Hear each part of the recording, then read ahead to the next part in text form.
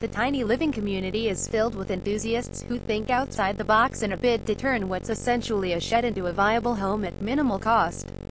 Pacific Northwest resident Scott Brooks offers a great example of what can be achieved with a shoestring budget under the right circumstances, with the recently completed transforming tiny home, which was built for an estimated cost of under $500. Until now, the cheapest tiny house project WED reported on was the $489 conversion of a storehouse by 2 college students.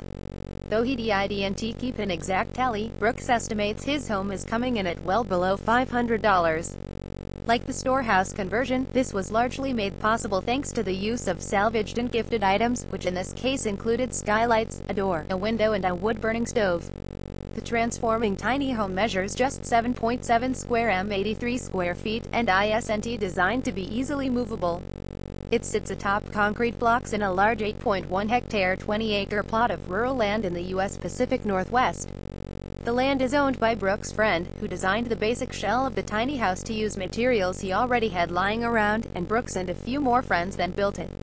Handily, the same friend also constructed an outhouse and outdoor shower to serve his own home nearby, and these were made available for Brooks to use, thus freeing up valuable floor space inside the transforming tiny home and lowering costs further.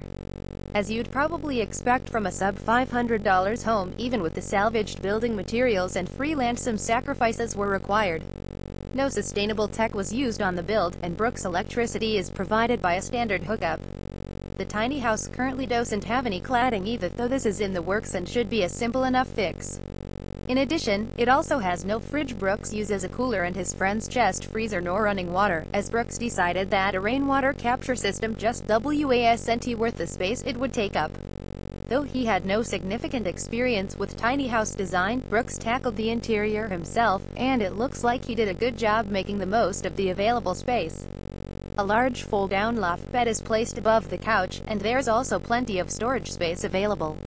A generously proportioned plywood work area folds open to reveal a 12-burner propane stove into preparation area for food, while a small folding dining table just about fits into a corner.